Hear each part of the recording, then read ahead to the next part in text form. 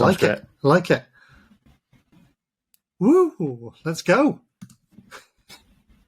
There we go. Hello and welcome to Faster Horses. I'm one of your hosts, Paul Wilshaw. I've led design and development teams at Barclays and other well-known brands, won lots of awards and a few hackathons. I'm Nick Tomlinson. I'm a digital illustrator and lead UX designer at a Manchester-based investment company. And I'm Mark Sutcliffe, lead UX designer in the digital automation sphere. Coming up, we'll be talking about design, user experience, and technology, followed by UX Tombola, where we pick apart the experience of a random product, object, service, or place, and a special advert from Mark Steeler from Bolton Arcade. Hello, thank you. On with the show. If you want to be part of the show, you can send us questions on Twitter with the hashtag FasterHorsesPodcast. Now, on to the show.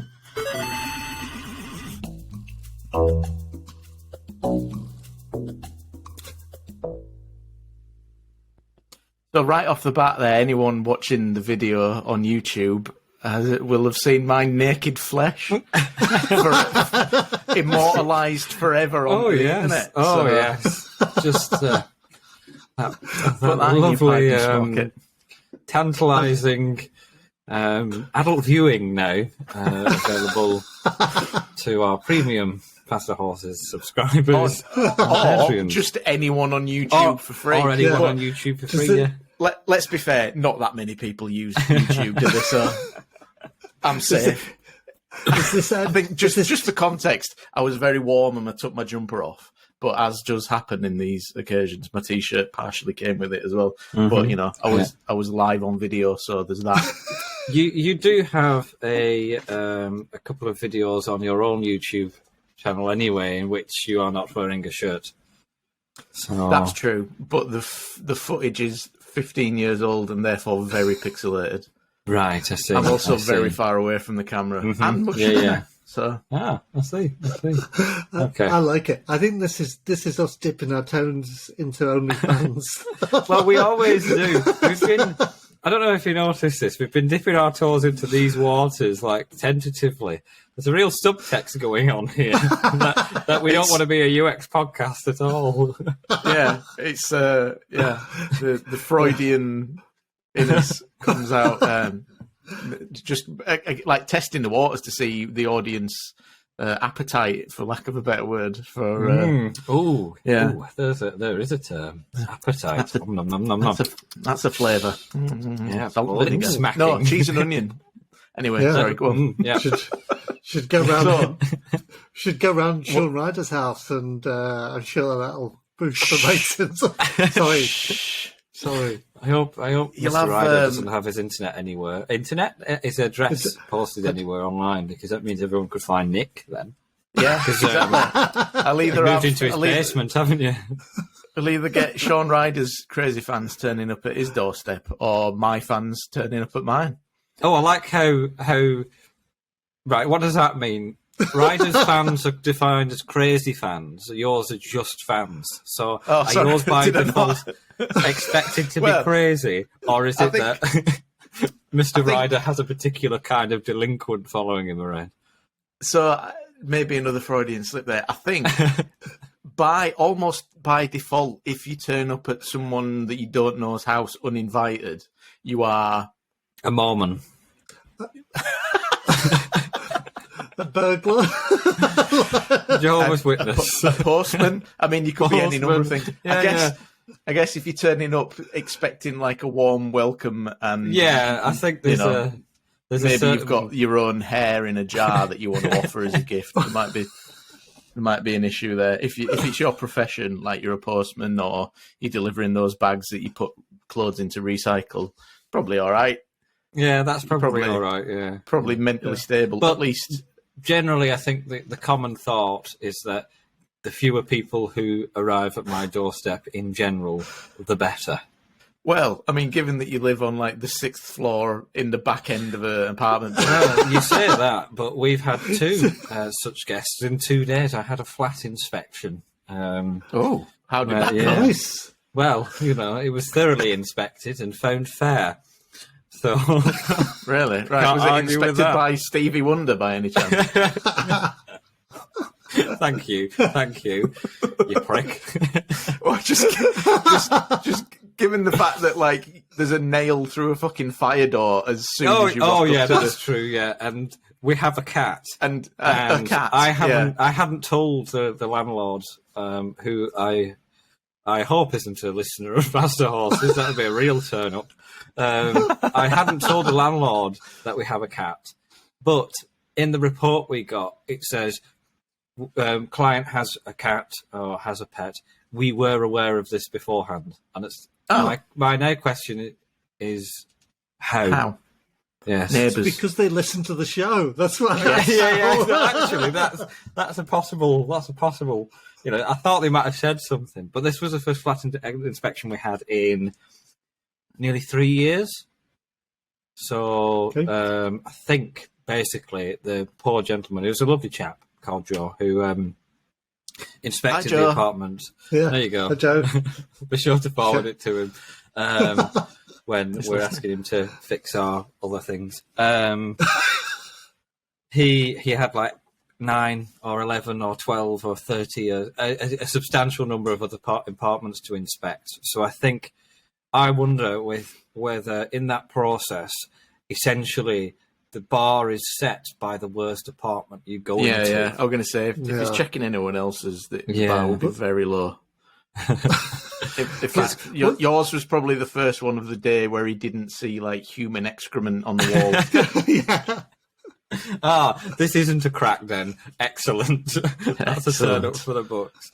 And little does he know that we have a substantial crack operation on the go, but we're just professional about it, so we keep the place clean. Yeah. But that was the first kind of unannounced visit. It was announced in an email, but still Just unwanted didn't guest. read it before. I was in my dressing gown, put it that way, which I think is why he didn't stick around. What time of day was this? Oh, it was well into the afternoon. Well into the afternoon of a weekday. Answering the door like some femme fatale in a fucking Raymond Chandler novel. Hello, my husband's out. I wasn't expecting guests today. Foie gras. I've only got my second best negligee on. And then to continue on a theme, the next day, the chap who was coming to repair the washing machine came over. I see. So that really does. One of those. There's a proper anthology going on. Did you get your like upper body stuck in it, inexplicably stuck in it, and you had to get your stepbrother to come round and get you out? Yeah, that's it. And he got to use. I don't know why you keep insisting on pushing me in rather than trying to pull me out. He had to use. I overheard him say the last of his red converter fans or something like that. And he was on the phone. What? And he was saying, "Can you order me some more?" And I wondered what constitutes some red converter fans. Is it 2, 3? Is that a lot? Or are we talking about bulk 300? And so this is kind of philosophical question I've been concerning myself with recently. Well, let's dive into that because just so happens that the subject of today is video games is what I thought we were doing. Yeah, I was not washing machine parts. No, not washing machine parts. Yeah. It was a terrible segue. Yes, so it bad was. that it was almost completely a threw joke. me off. Yeah. I like it. So the UX of video games. Yeah. Where do we start? So Where do we start? I studied video games at the university. I did an interactive entertainment digital art was the name of my degree. And so we did a lot on user interface with a few modules on UI design. And I think it's very particular because the theory of the way we were taught anyway, the theory of UI design is that essentially it's kind of the vehicle that gets you from your side of the screen immersed into the other side of the screen. into the game itself, and that's why it needs to be basically invisible for the most part. Yeah. So the UX of videos, are we specifically talking about kind of like menus and the GUI or the which is I think so. There are GUI, yeah. Yeah. Is it a general user interface? Is it graphical user interface? Yeah. There are 4 types of UI, and I'm going to have to Google this because it's spatial, diegetic, non-diegetic, and then a 4th one which I can't remember. I remember last time we played video games. I think we talked about this. Yeah, I looked up the same image. My issue with video game UX is everything apart from the visual, because they pretty much, like, in terms of like UI design, like it being stylistic or looking good, they, like most games these days, sort of nail that, but that's because that's the only thing they're really concerned with. Whereas the UX, the actual real UX of most games, is pretty fucking bad. Yeah, it is. I agree. One of the biggest kind of gaps in the industry, even now. So I finished uni now, it's quite a few years ago, and still, even in the games industry, which is considered a fast-moving market, there is still a lack of UI designers and UI devs around. It was Meta was the last type of UI design. So you've got Mark Sugar Mountain's new company. Yeah, well, similarly named, yes. But I imagine Meta UI design does a better job of trying to convey meaning than whatever the fuck Meta Mr. Sugar Mountain is trying to do. I just haven't got a clue. So, one of my favourite facts is that Zuckerberg in German means Sugar Mountain. So I now drop that knowledge at every available opportunity, even if it derails a podcast. Especially if. Yeah, if. Sorry, go on. I was trying to think of some rhetorical kind of like, is there somebody else we can align that with? But there just isn't. So I've killed that bit as well. Yeah. So we're now just floundering in the waters of dead space. So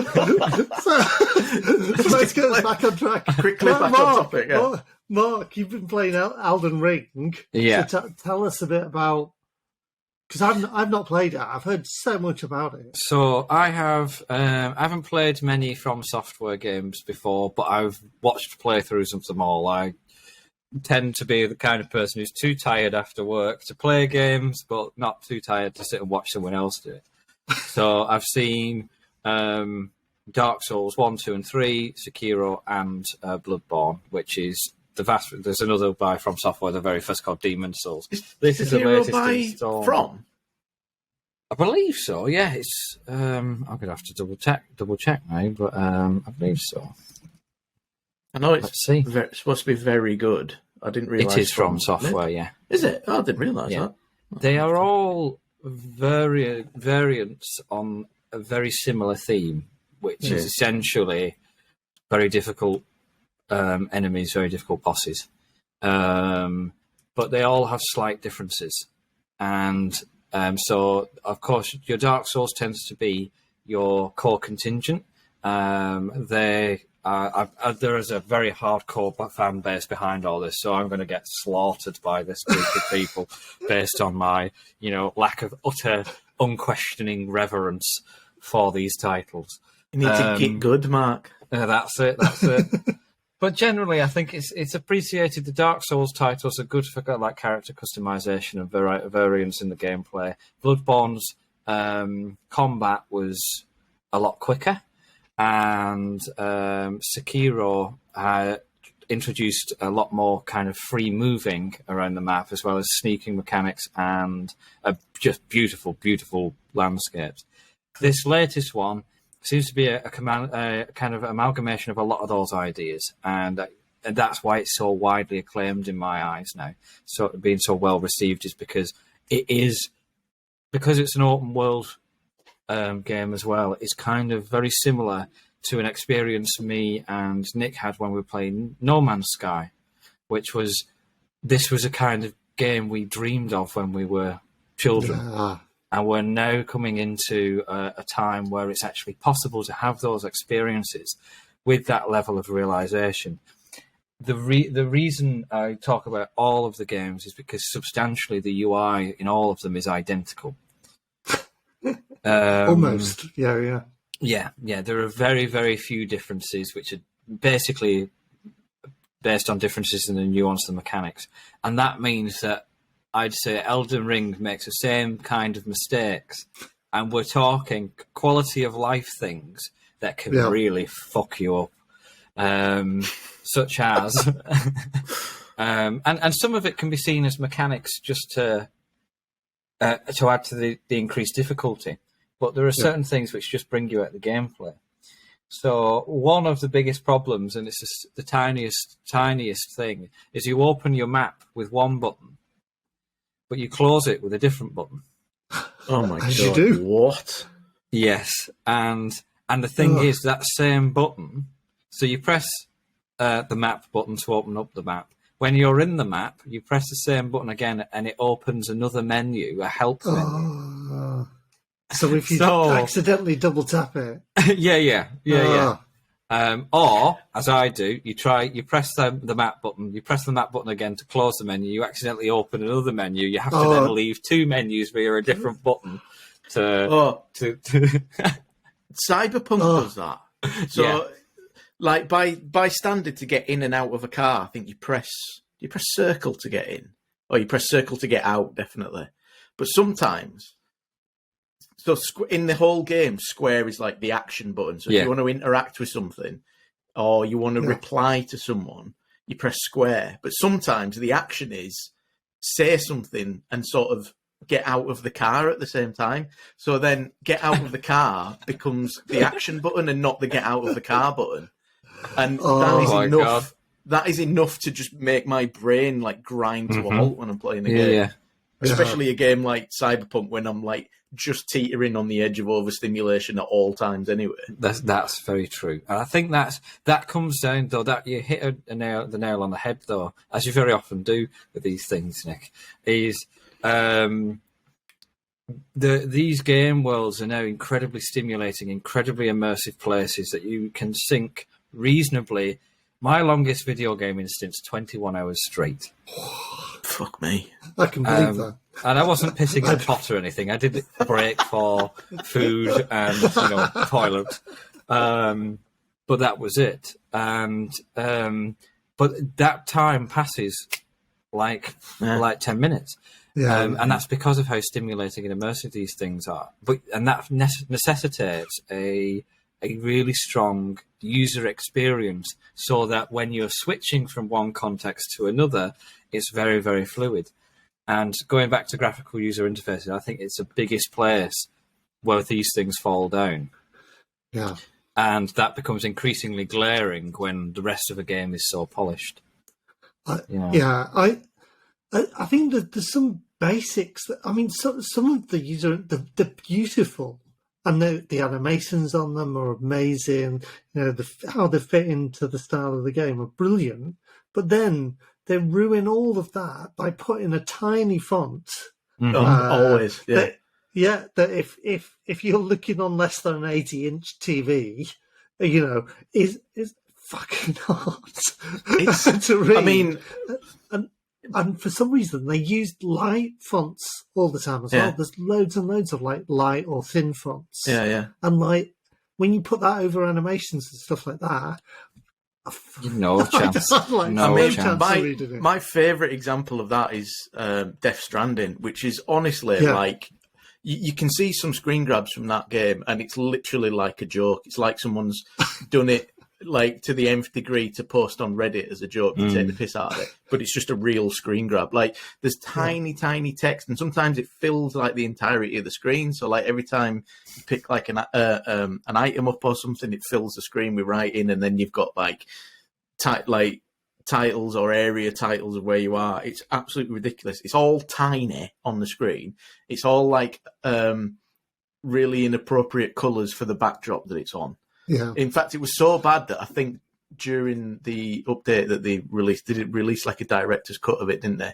They added an option to increase the font size, so it must have been complained about so much that they actually like patched it. Well, I remember seeing some incredibly kind of, there were sped up videos of like interactions for inventory management and scrapping stuff and selling stuff and completing quests, which for some reason in Death Stranding took 5 or 10 minutes. And it was just panning from one thing, pressing a button, panning from another. And it becomes a chore. It's another job. It's insane. I don't understand why it did that. Like, you will have to go to a menu and then you'll have to select what you want. And sometimes in a menu, you have to confirm the same thing like 2 or 3 times via different presses. Like length presses of buttons, and then there's like a cutscene for absolutely no reason, and then you have to confirm something else, and then there's another cutscene for no real reason, and then confirm something else, and then probably watch another cutscene, and then it's done. And that's literally like selling one. So the other thing is that like when you've finished using a gun or something, you can't refill the gun. You've just got to scrap it and then make another one. So every time you've finished firing a gun, you've got to recycle it and go through that process every single time. But it's just completely unnecessary. Just let me like drop it, or just give me one button press to recycle it. It's a completely manufactured problem that they've put in. Good environmentally friendly well, I mean, that sort of stuff is an example of, I suppose you'd say, it's a type of UI, probably meta. Because it's the stuff that exists in the game world. It's either spatial or meta, and if there's menus, it becomes diegetic. But it exists in the game world, and you're panning from thing to thing. A good example of this, and this is another example of bad UX, was in Outriders. Outriders, big. Who was it? Who published that now? Is it People Can Fly? No, People Can Fly or something like that. Is it People Can Fly? Very compelling core gameplay loop, like excellent mechanical gameplay, shit narrative, uninspiring art, to be honest, but really good solid core gameplay. And then there's this thing where you pass through certain areas and there's a loading screen. But there isn't one loading screen. There's 3 loading screens. Because it fades to black. Mad. Yeah, it fades to black. Then there's an animation cutscene, and then it fades to black again. Now, what that reads as, to me, is that the developers had this stretch goal, or this nice to have, where that when you're passing from A to B, from zone A to B, you do an animation and the loading would take place whilst that animation was going. Clearly that didn't happen, so they introduced the fade to black on either side for some reason. So there was obviously, I don't know what's going on here. And it just feels like they've piled one thing on top of another on top of another. You could have had it fade to black and no one would have minded. You could have had it pass through and there'd be a nice slick animation and someone would have gone, ooh. You could have even had it where it faded to black and then the animation and then released you into the world without seamlessly. And people wouldn't even notice that you were loading in. They would just read the animation as the start of their experience. But that's not what happened. You had a segregation point, a 5-second animation, and then another segregation point. And the reason I raise that as an example of user interface, because that is the interface through which you're receiving information, that the game's loading and moving on. As well. Or experience, yeah. And it completely drags you out. Drags you out. And I think it's just an excellent example of user experience that isn't GUI led, but is responsible for the same level of immersion or lack thereof in this case as a good or bad UI. Yeah. Did you ever get into? Sorry, Paul. I'm just checking. Did you ever make your point about Elden Ring? and its UI? I didn't really have. I think the core point is that there's a lot of really good UI and user experience points in there. So, for example, I'd say the menus are all right. The menus are fine. They follow pretty universal design language that does need updating. But I think the place you'd turn for that kind of update would be modders, because they tend to know how to fix very specific problems. But the menus are fine. But From Software games have a thing where when you open a menu, you're still able to move around, and there's still stuff going on in the game world at the same time, which is an excellent example of diegetic UI, because it means that you can't go around changing your weapons and fucking about in menus when you're in an encounter. You've got to make sure you're relatively safe. And it can become a kind of emergent gameplay where you take calculated risks, if you can, to change things to your advantage. But I think that all makes for great user interface design. But then there's these quality of life things that just haven't been considered. Like you have to switch between your health portion and your mana portion. And that's a button click, which again can be seen as a tactical thing. But when you're in the middle of trying to pull off quite complicated movesets, and you've got to do that as well, it sometimes reads as if the game's just fucking you over. And it can just really drag you out. It should be difficult because you've got to master the controls and exploit the movements of the enemies, not because the menu is difficult to navigate. Yeah, exactly. Yeah. Otherwise, there's probably a game idea in this. You're just playing difficult menu simulator. Yeah. I think there is a game. Yeah, I think most games are probably accident with this, but I can imagine a game where you've got a very simple encounter every single time, where you've got to defeat an enemy. It could just be like Space Invaders. You've got to fire a laser at one enemy approaching very slowly. And then as the levels increase, it's not that you get more enemies or they approach faster.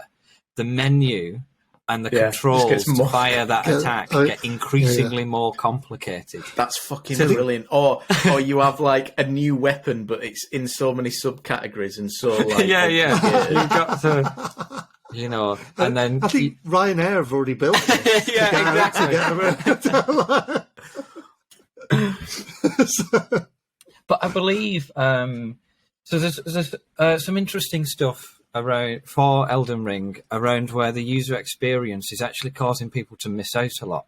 So From Software haven't done open world before, not on this scale. They kind of have semi-linear worlds where you unlock shortcuts and eventually kind of procedurally unlock the map. This is a first open world one, and what they found is because they've populated the world with mini quests, side missions, what they call untracked quests, but because there's no mini-map that shows you where NPCs are or where objectives are and stuff like this to encourage that kind of exploration, then people are just missing out. People are missing out on swaths of content because they're just pootling about, and they'll hear someone say, "Hey, over here," miss it, and they just go dip-a-dip-a-doo over to the next. So Breath of the Wild did that a bit, but it seems people didn't miss it. Like there's a lot of stuff. Basically, it kind of rewards like what's the word I'm thinking of? Like rewards investigation and like Sorry, go on. But no, I think what Breath of the Wild did. There's no limit on that, and I think on Elden Ring, and what I've been hearing about Elden Ring is like if you go past a certain point in the story, you can never go back and do that. But I think it like locks the content out.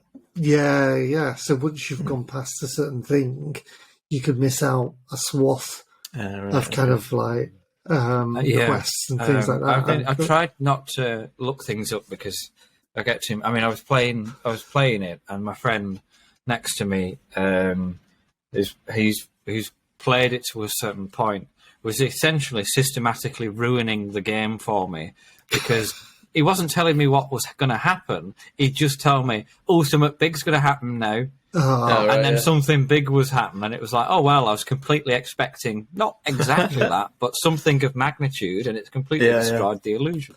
So I've been avoiding that kind of thing, but one thing that Chris said to me was that he's heard that what happens is you'll do a mission for someone, and the impact of that mission you'll find out as you proceed through the game later on. Yeah. Like there's another place where you'll encounter them. Now, of course, if you don't do that, then you don't encounter them. Now, a few other games do this. I believe Cyberpunk 2077 did it with certain missions. And Dragon's Dogma also does this as well. And I have to say, I've got this real like completionist element about me. I never achieve that completion. I just like the idea of having the option. Yeah.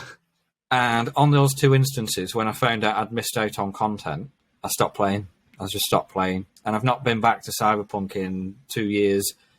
I've not been back on Dragon's Dogma in a year or so.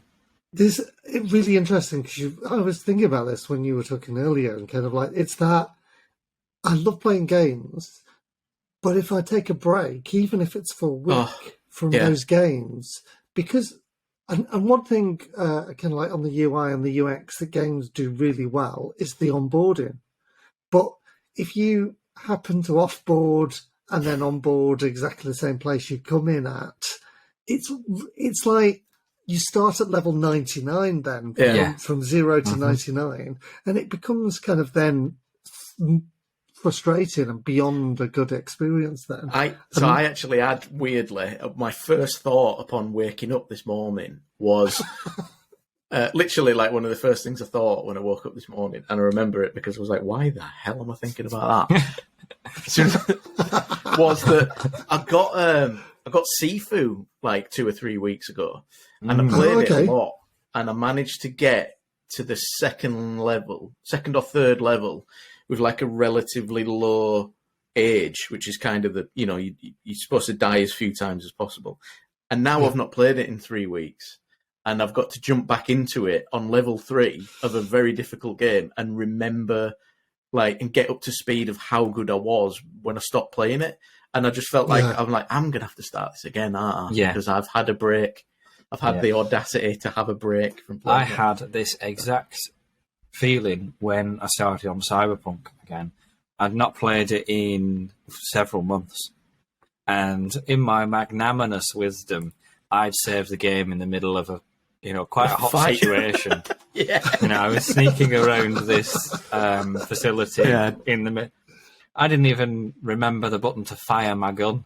Never mind to use my axe or how to sneak or where I was or what the fuck I was doing. And I just thought, I put 40 hours in this game and maybe even 60 hours, like within the space of a week. And now I'm going to have to do that again with the new character. I had a really similar thought, but they just released the PS5 upgrade for it. Like the next gen graphical polish and a load of patches and stuff.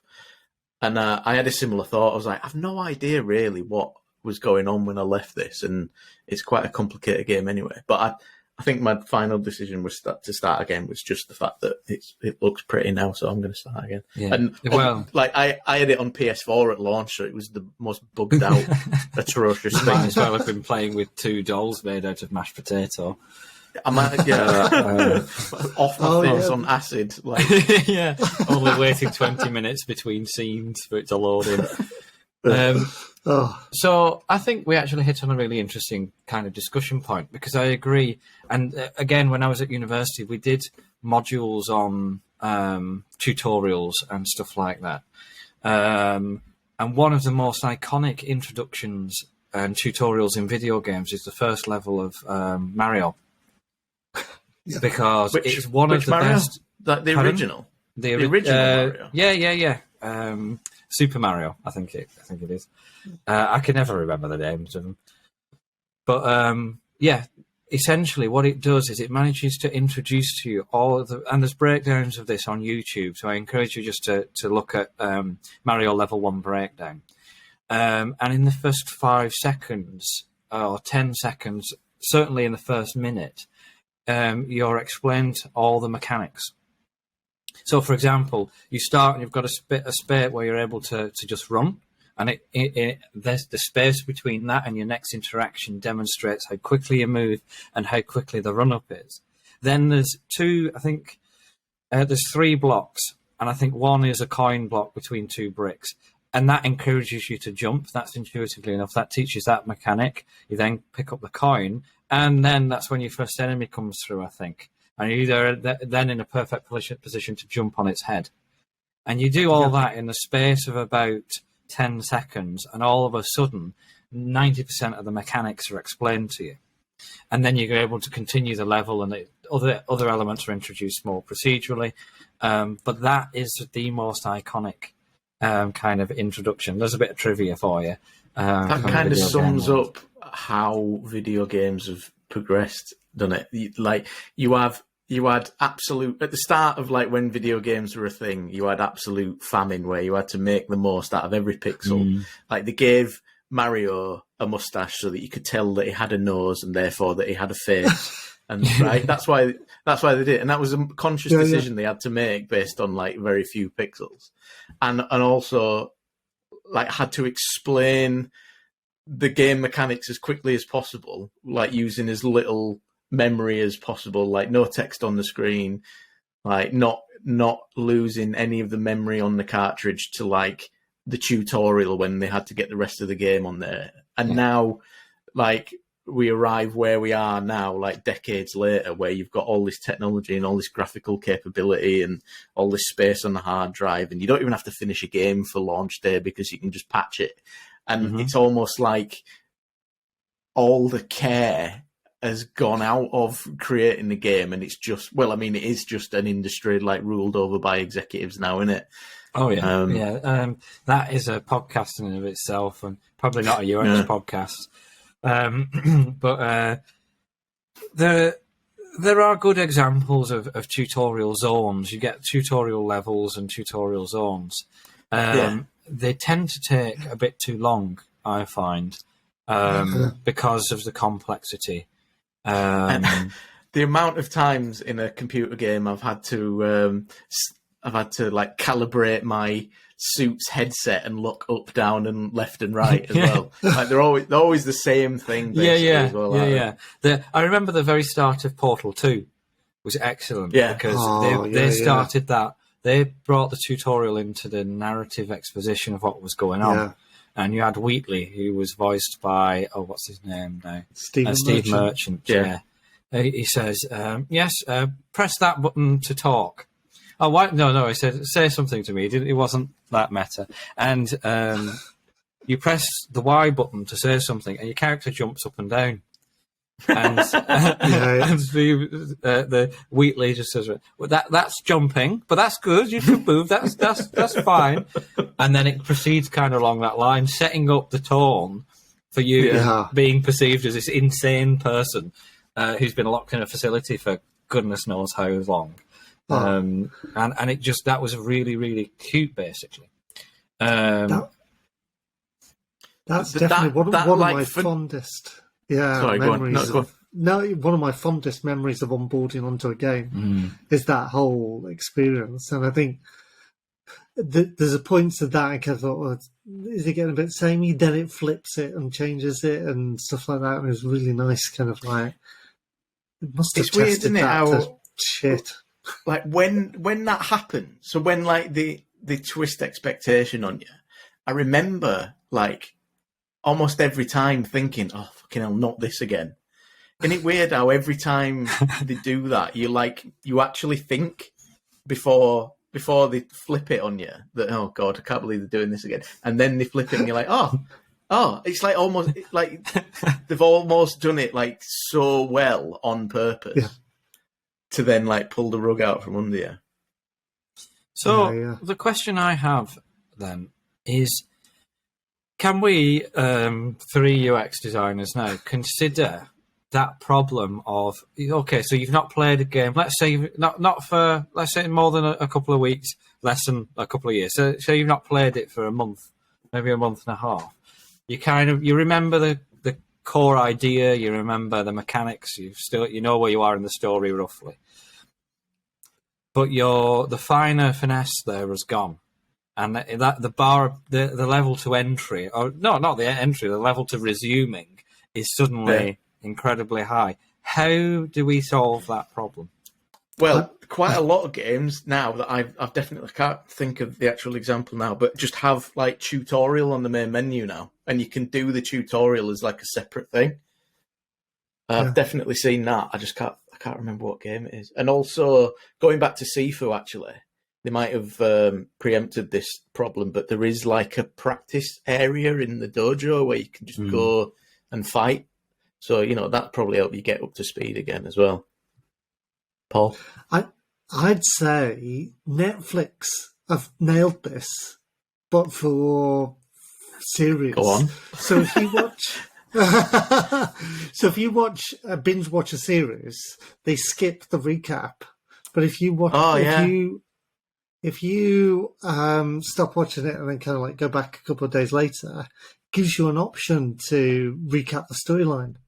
And I think that, yeah. And then you kind of like they used to do on, or they still do it on serialized TV. And they go, last week, or kind of, in this was, in Hollyoaks. This is what happened last time. And, this is an intro into this episode. And, or they'll give you some, I think I was watching Star Trek Discovery, and they even did a recap of the first ever episode of Star Trek, the original series, because it introduced some characters and concepts from that episode. And I thought that's really nice, because it doesn't make it this exclusive fan base thing, and it opens up to loads of people. And I think that's quite nice. So kind of like if you know you've left a game for a week, it could kind of say, this is a recap of the story, because I think that's sometimes the problem. There is a game that does that. What is that? I can't remember, but I know there is. On the loading screen, it literally on the loading screen recaps the story up until that point. And again, I remember specifically seeing it and going, "Oh, that's really good." And like that goes back to a podcast we did ages ago about uses for loading screens. Loading screens, yeah. And never really thought of that back then. But I remember thinking, like, how many of these screens have they written? Because I could leave this game at any point. Yeah. I think. Well, I had an interesting idea actually. You know how Netflix has now got has managed to automate their thumbnail generation. Oh yeah. Do you think that we'll get to a point of AI sophistication where we could automate your recaps? So totally. Your AI would be able to pick out the key narrative points without necessarily being told.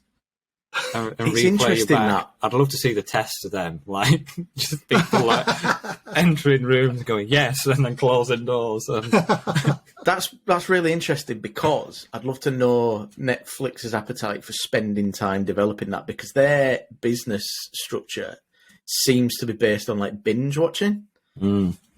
Like, I could, obviously I could be wrong. They keep like all the figures and stuff quite secret, don't they, at Netflix? But they release everything at once for a reason, presumably. And a lot of people, particularly people I know and from what I see on social media and stuff, just binge watch series entirely and probably don't wait a week to like come back and watch the second half of the series or whatever. Yeah. There is an argument against this, and I think Netflix did a bit of research. It was at the end of last year or the beginning of this year, and they found a lot of people were signing up for like the 3 months trial and binge watching everything. Yeah, I did that on Apple this week. And then just like ditch the burner email address. Yeah. And it's. So I don't know if that's a detriment, and that's one of the reasons kind of like why I think Apple or Disney Plus especially release weekly. So it's you have to kind of... I think like nerd culture and like office culture or whatever, ties into the weekly episodic way of doing it, because you talk about it the next day at work, like the water cooler moment that they used to call it, back when people actually went into the office. And I remember that. I never watched The Mandalorian, but I remember being immersed in that conversation for weeks and weeks and weeks. Because everyone I know fucking loves Star Wars. And I'm one of those unique individuals who thinks Star Wars is fine. In fact, it's better than fine. It's good. It's good. And that's kind of where the book stops with me. But, yeah. Every Thursday morning, you just wake up to a flood of angry texts about the latest. But why it was good and why it was bad. I find that as interesting as watching the show sometimes. Sometimes more so when it's like something like Boba Fett. I'd say arguably where the format's helped along there, where the format helps along the conversation is everyone's at the same point, or like at least people can only get to a certain you know. It's all very well. But in terms of like marketing and success of the show, it drags that conversation out for like a month or two. Whereas if you binge watch it over the weekend, there's probably going to be quite a bit of buzz over the weekend, and then nothing. Then people catching up, essentially, people who haven't got time to watch more than a couple of episodes a night. And I think what you're finding now, I mean, I think Stranger Things 4 is a prime example, because they're so well produced and kind of like rely on so many special effects. The time between the series is so much longer now that... Again, this goes back to kind of like, you know, kind of remembering that story of kind of like, you know, do they... Yeah. Like, I don't remember anything that happened in the last series of Stranger Things. No, I've pumpkins, that's what I remember, and a big thing. Oh, was that series where there was like the field of rotten pumpkins or something? Yeah, I think so. It could have merged into two. So, but I only remember that because... I made Drew watch series 1, which is great, and then it just ran on and in the background, and I remember seeing a field full of rotten pumpkins and going, "Oh, I don't remember that from series 3." Probably because it was trash. I've only ever watched the first series. Yeah, I really enjoyed that, and I fully intended to watch the second, and then just never fucking got around to it. And I think that's you kind of get that with all these things, and I think going back to the video game conversation. Let's. Well, I was just going to say, do we need to actually segue in a minute to UX Tombola? But let's wrap it up. Well, to finally finish your thought, the expectation of the expectation of to play a video game now, where you have to spend 40 hours to get sometimes even the main story, and one of the biggest selling points is getting the amount of hours of gameplay you'll get from it. To not then have an experience that brings you up to speed mechanically, narratively, I think is very remiss. And I think there needs to be a lot more done in this area. I think sandbox modes, arenas, practice modes, practice videos, tutorial assistance, I think, are a big part of that. Or definitely bring back the instruction booklet. I'd like to see this, but then again, that leads on to that means you'd have to bring back owning the game. Yeah. Or you buy it online and they post you out an instruction booklet. I had the rude reminder of this when I was playing Elden Ring, and I think it was 10 to 4 in the morning, so on a weekday, so you know, all very well and good, but I basically got a nocturnal cycle at the second, and it booted me out of the game. Single player game with online mechanics, but by and large single player. Certainly how I'm playing it, because it had been patched, it had been updated, it was updating, and I wasn't able to decide myself when I wanted to update, which just reminded me that one are you of on these PC? Days, yeah. But it logged me out to the servers, and that's the point. One of these days, those servers will be turned off, and this is for any online experience. Or online curated experience, and it'll all dissolve into the ether, and all those hundreds of hours you've spent will dissolve with it. So there's an important reminder: that it's often about the journey and not the destination. Yeah. Wow. Stop wasting your time on video games, kids. What a beautiful point to wrap the conversation up. Thank you for bringing Yeah. So, Totally. yeah, that was really good. So, what's Nice. next? Is it thingy? It is. Let's do thingy. Take it Let's away, do Paul. thingy. Punch it. That sound means it's time for UX Tombola. The segment of the show where we pick a random product, object, service or place from the Tombola machine and discuss its terrible or great UX. Spin the wheel, Nick.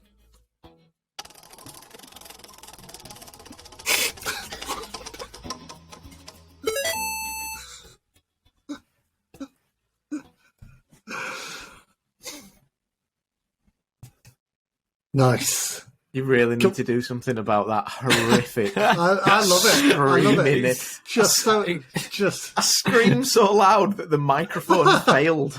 It's so contrived. It's piecemeal. It is perfect. I love it. Completely forgot that that was even edited to death. It was a bit of background on that intro is that I was doing it, and I don't. For some reason, my voice sounds really husky on that. I wonder if I was just coming off the back of COVID or something. From COVID, yeah. Is that what it was? And so I was reading the script, and Paul, I did it like twice, and then Paul's like, "Can you do it with a bit more energy, Nick?" So that you've heard was my like super sarcastic response to Paul asking me to do it with a bit more energy, which was so much Ainsley Harriott energy that I basically broke my microphone. Oh yeah, absolutely. That's brilliant. Hi, Jill. It was my design brief of Make It Pop. Literally. Yeah, made my microphone pop. Right. Yeah. So wow, we need a song. Oh yeah. Shit, yeah. Can we have a song? Have I got any music? Let's I'm not even clicking to Oh, didn't want that. In a world. I was like, yeah. Where there's one Tombola. On X Factor. Nick Tomlinson is singing X Tombola. That's my X Factor guy. There you go. Have we got? What about this one? Probably. Oh yeah, UX Tombola, baby. I'm gonna take you to a night out on the town. UX Tombola. I wanna see what's underneath your clothes. UX Tombola. Give me all your holes. That you reach into, amazing. the holes that you reach into to get the piece of paper. I was gonna finish that, but Okay. You left it on holes. So there's That's there's a hole in the front of the barrel thing. Yeah. Okay. part of Nick's latest album, Tombola and shit. 16 songs about a Tombola machine. Get it this Father's Day for yours. So today's piece of actual real paper that I've pulled from a real Tombola machine is the UX of a bow tie. Mark, I feel you are uniquely placed to talk about this. Yes. There are two main types of bow tie out there at the minute. And that is the bow tie called the self-tying bow tie, which is it's a tie you tie yourself. It's a bow tie.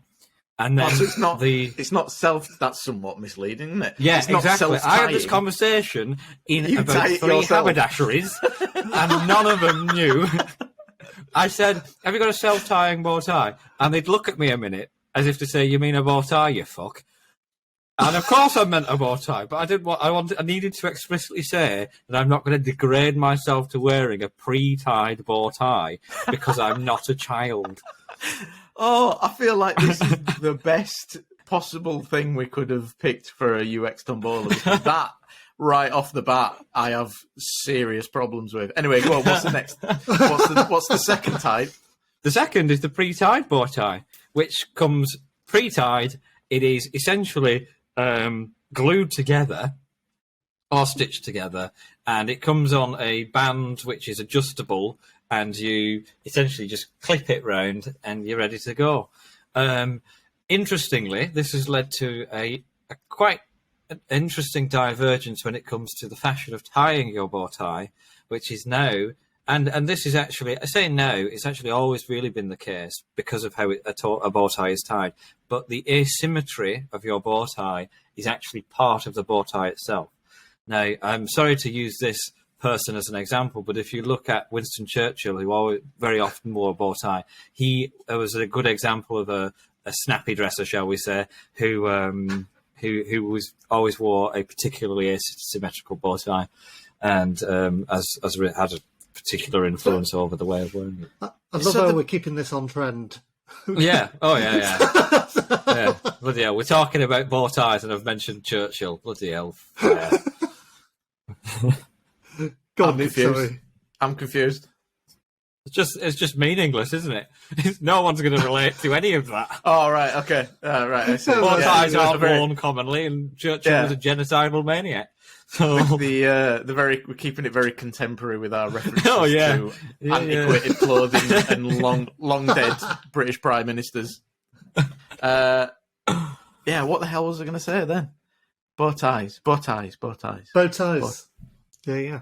There was something I had. You were saying, Mark, about the way you tie a bow tie. Oh yeah, that was it. Asymmetry. Is that not regarded as untidy then? So no, it's not actually. There will be an element of, there's a fine balance, a Goldilocks zone of asymmetry, if you will. But yeah, it's meant to. It's almost like a bit of sprezzatura, which you don't get certainly not in British suits very often. It's more on the continent that kind of stuff is celebrated. That sprezzatura is the kind of the effort of making it look like you haven't made an effort, which is a word I didn't realise summed up my entire life to the point where I heard it like 2 years ago from Mark. And it's actually quite the Hail Mary in a way, because tying a bow tie is really fucking awkward. It took me at least 4 times to learn. So I 4 ties to learn how to tie my bow tie. And because you have to hold it vertically and then horizontally and then wrap it around, And I remember I was using a YouTube tutorial to because I'm Victorian in certain ways, but I've still got an inquiring mind. I was watching a YouTube, and there was one where Bill Nye was supposed to teach you how to do it, and it was the hammiest shit I've ever seen, because he basically said, I like to wear bow ties because I think they're cool. And then he said, this is how you tie a bow tie. Tied it, and then said, that's how you tie a bow tie. There's absolutely zero instructional value whatsoever.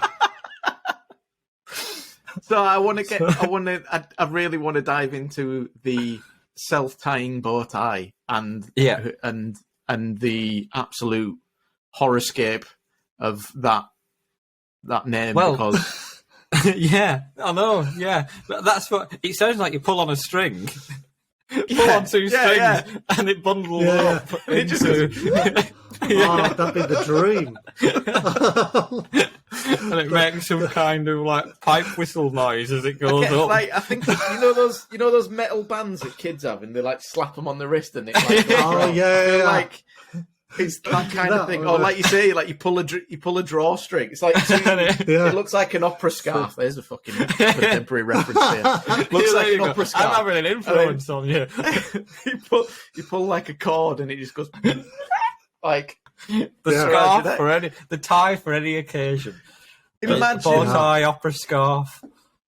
Imagine me, cravat. Like the layman that I am, rocking up to like a tailor's? Is that the correct word for somewhere that you buy a bow tie from? And going in, buy them from haberdasheries will sell bow ties as well. Gentleman's Outfitters, though, I think is probably the one you look. So Mark said. So picture this. I've texted Mark. I'm like, Mark, I'm in the market for a new bow tie. what are your recommendations? And it just texts me back. Oh, just go into so and so haberdasheries and just ask them for a self-tying bow tie. Don't you dare get a pre-tied one. So I'm like, all right, okay. And then all night long, I'm having beautiful dreams about the mechanics involved in this self-tying bow tie that I'm going to be introduced to tomorrow, and thinking of all the wonderful ways that this could possibly work. And then I get there and ask for a self-tying bow tie, and come crashing back down to earth, and I realise it just means that I tie it myself. Yeah, you're handing a strip of fabric and they say it'll be £40, thank you. Yeah. At which point I have to be tackled to the floor as not to crash the entire because you're a danger to yourself and others. Yeah. But, yeah. Oh, God, but there is a good point, because like if you go and you don't ask for a self-tying bow tie, you'll get a bow tie with a piece of elastic. They tend to gear towards a Pretied Bow Tie bow tie. And I got that for a New Year's dinner I was at, which was a black tie event, apparently. And I was very keenly observing to see if anyone else was. It's very easy to spot a pre-tied bow tie because they are incredibly symmetrical. Okay. Yeah, and so there's not. It kind of lacks that bit of individuality.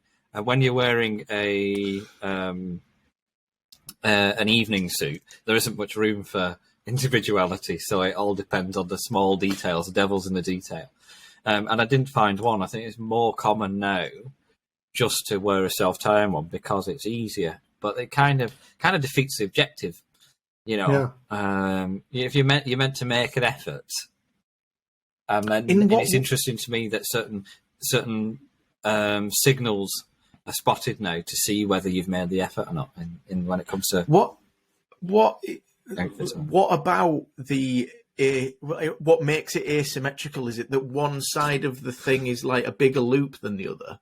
Essentially, yeah, because that's the way that it's tied. Essentially, not that, like the excess. You've got a longer excess because you have a bit that's not the loop. Well, no. In fact, that's there as well. So it's either, and it's just about getting that balance right. When I tied my tie, I tried to have both ends behind, both tails of the fish, as it were, as opposed to the loops out from slightly longer than the loops, and so it gave this tiered effect, which I was going for. And that is that also a sign that it's definitely a self-tied one as well, because I'm assuming essentially, like a pre-tied one probably doesn't have so much. It doesn't have tails like that. No. So you can. It's one of those things where you have to be essentially a dandy, like I am, to notice. But you do get a lot of satisfaction out of it. You say that, I don't think I've ever actually seen you in a bow tie. I know you wear. I've seen you in an opera scarf. I've seen you in a cravat, which I believe you're wearing now. Yeah. I feel like I've probably seen you in a tie. I don't think I've ever seen. I don't think I've ever seen you in a bow tie. I very rarely wear bow ties for fear of looking like a waiter. Yeah, well, that's. I feel like so. It's only at black tie events really I wear bow ties, and it's just a personal preference thing. So that was the last time I wore a bow tie. I do like bow ties by and large. It's just not for me. So sorry, Paul. When you were learning to tie your bow tie, what I found that all the YouTube videos I watched did it like you were somebody was standing behind you in front of you. Yeah, doing it. But actually, in reality, when you tie a bow tie, you're in a mirror and everything is fucking back to what they're saying. Yeah. So I found a video, and if I remember correctly, it actually did it both way rounds for you. Okay. So this guy did it one way around, which was what was intuitive to him, and then he flipped it around so that it would be or he flipped his camera. I think he flipped the camera around. Right. So it would be your right, but it would be his left that he was doing it on, so that it could. Yeah. So that problem does exist. And people, again, Bill Nye just kind of said, wrap it around your neck, pull it through. There you go. You've got a bow tie. It's like, really, because I know if I did a slip up there, I've made a noose. So. So why am I actually doing this? And for such a pioneer of the scientific process, I felt a bit left out. Oh. So I went elsewhere from the tutorial room. I feel like the UX of the bow tie is quite a tricky thing then, right? Because, so I guess it's one of those things, like a lot of things, where if you know how to do it, it's probably not that difficult. It's probably the learning that's the difficult thing rather than the actual doing, because a lot gets made on like films and TV shows about how people don't know how to tie a tie, and then there's a scene where someone helps them out and it's like a bonding moment or whatever. I can fucking tie a tie and look and stare at me. So it's not that difficult to tie a tie. I'm assuming it's equally as difficult or not difficult to tie a bow tie once you know how to do it. Trickier. It's slightly trickier, but I think it's not like beyond the average person's it's not beyond the pale. comprehension. No, you know, it's not rocket scientists, neurosurgeons, bow tie tiers on the scale of knowledge. So, but if you were to fix the UX of a bow tie, it would be it would have to be pre-tied. So. But that's interesting then. That fixing the problem, like quote problem of tying a bow tie, makes it a lesser product in people's eyes. That's because, and this is an interesting UX point, I think, it gives you one solution. And that one solution, it's a one-size-fits-all solution. You've got different widths of neck, but when it comes to personalization, customization, you've got what the factory line produces, which is something very symmetrical, stylistically identical, and again, lacks a particular polish because it's just been churned out. Trying to find a silk bow tie in 2022. It's almost as if the bow tie is an elitist. Let me say that again. Elitist piece of clothing, isn't it? That, like, looking down upon the pre-tied bow tie is quite. I think it definitely is, but it's just a higher quality garment. There's some objectivity to that. I mean, yeah, silk. Just get and anything. I imagine. My brace has just slipped down. Excuse me, sir. Not that kind of establishment. Sign up to our OnlyFans. The show with a bit of OnlyFans content. But I think Victorian gentleman's OnlyFans account. Like, look at my ankles. Ooh, my garters has just slipped down. Now my sleeve will be of any length. I think what I'd like to see, though, if you were to teach someone to tie a bow tie, then they'll never go hungry? ? Maybe the UX. I disagree with that. Maybe the UX solution is designing a good way to explain how to tie the bow tie rather than the bow tie, because it means you don't have to compromise on your own personal influence. And when it comes to fashion statements, garments like that of any kind, especially accessories, being able to tie it in a way that is individualistic actually becomes far more important. You know, you can get books on different ways to tie a scarf. Yeah. I was just going to say, so there are different ways to do a bow tie like there are a tie, then? There are a couple of ways that achieve slightly different effects, but by and large, it is just the variance of around, tail lengths and stuff like that. And not a different knot. I don't know. I've not looked into it. I don't really wear them. So. I think there is a different knot, because you can do like a double one or a single one. Yeah, I feel like I've seen a bow tie with a double bow, or is that just a different type of tie? There is one where you could do two pieces of cloth together to make like a two-tone. A super bow tie. Super bow tie. Yeah, so...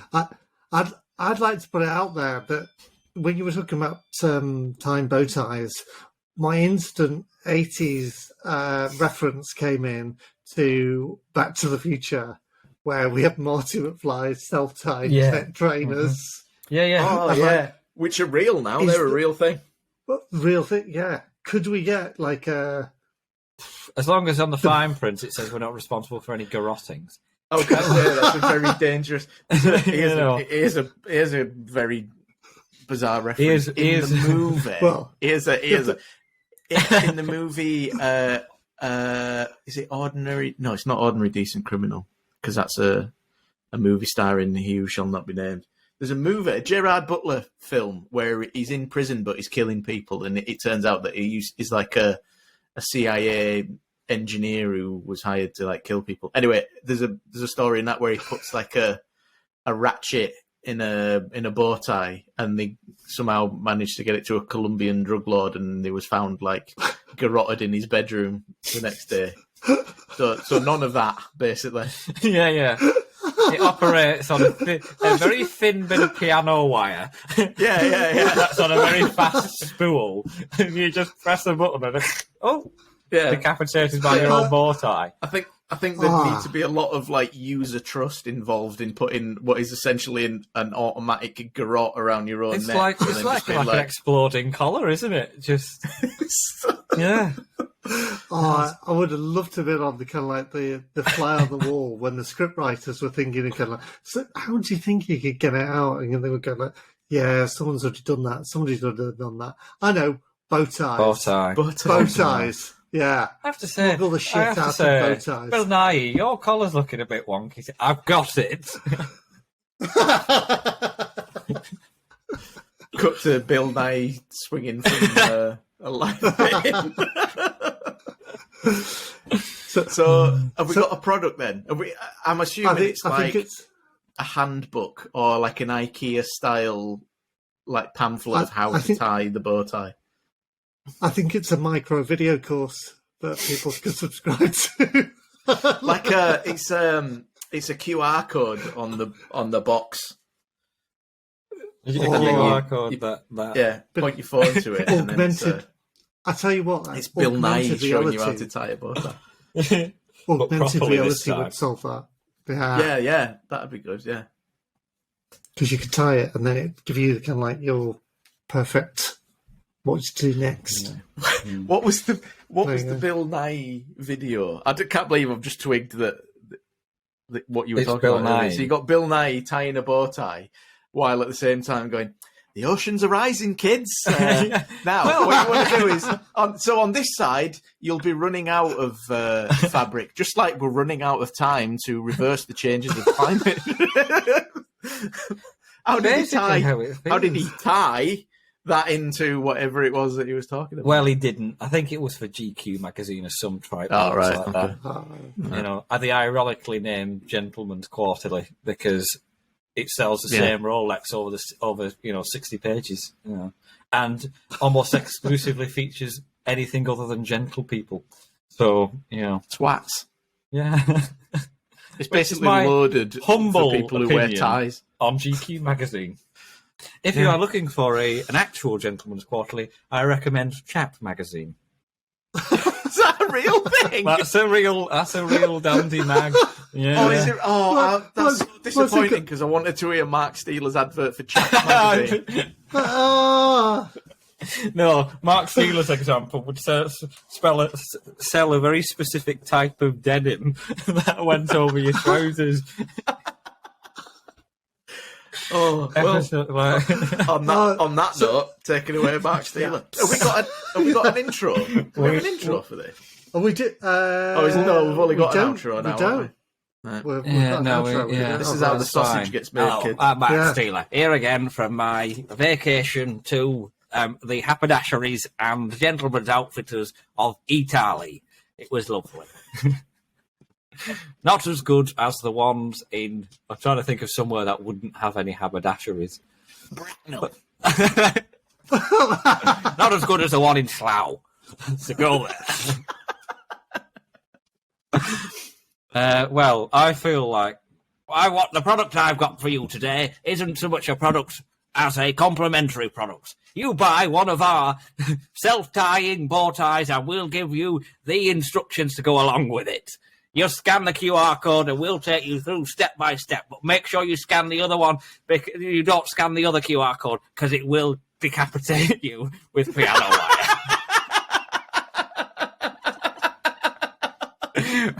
We are not responsible for any dismemberment. Love you, thanks.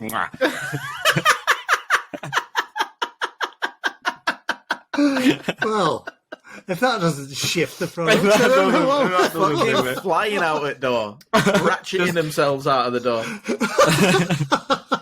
The stripper it's definitely not Mark Steele's attempt to take over Bolton via its booming bow tie economy. Oh yeah, They just all the screams in Bolton. Mark Steele going, "Hello, customers and loyal, as I shall now refer to you, loyal subjects. You're all wearing your bow ties. If I press this button, you'll lose your heads, literally." That sounds like fucking the plot to Kingsman or something. Yeah. It's that, God, I suppose it is. Nicolas Cage B movie. All of them. All of them. Any Nicolas Cage movie, apart from the one that he won an Oscar for. I remember I watched what was it, Rapture or Gone to the Rapture? It was essentially everyone had gone to the Rapture, apart from him and a few other people, and he was a pilot. And I just remember one point, apocalyptic scenario. They need a compass, so they use an app on your phone, and it's like, where the fuck are you getting the service for that? You're the last 4 people on Earth. How is that not the first system to have imploded? Why are you not using a needle in some water or something like you learned at the Boy Scouts? Anyway. Just a thought. No one had who the fuck carries a needle around with them? There's more chance of getting satellite service. Yeah, I'm more likely to have a compass app on my phone. Not Google Maps. Because, if I'm going to the cafe, I always go via the north. I'll go to the cafe in the north of the city. Oh, God. Yeah. Funny. Well, anyway. On that note.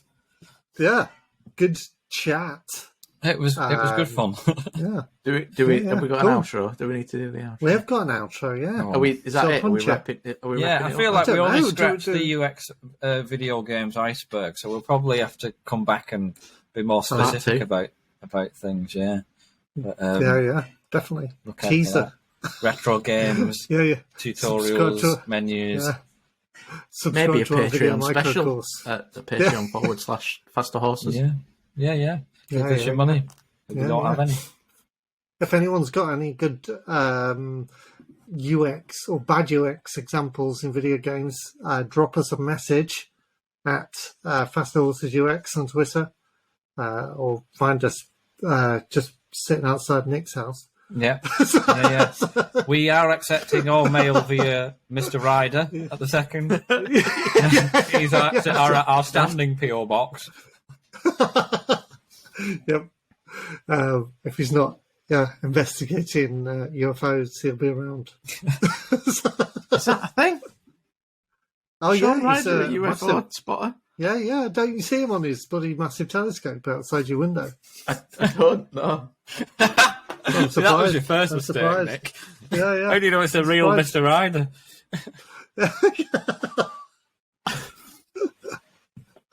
Anyway, on that note. There you go. Not with a bang, but with a whimper. That's it for this episode of Faster Horses. If you like the show, please like, subscribe and leave a review. It really does help. You can join us on patreon.com/Faster Horses from £1 a month for more chat, UX Tombola and the hottest new products from Bolton Arcade's own Mark Steele.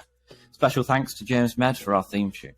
I'm Mark Sutcliffe. I'm Nick Tomlinson. I'm Paul Wilshaw.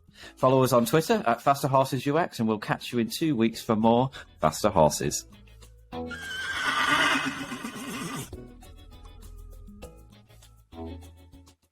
I think I could have done with being a bit more enthusiastic in that one. Peace. You need to. Peace. Mike. There we go. Cool. Love it.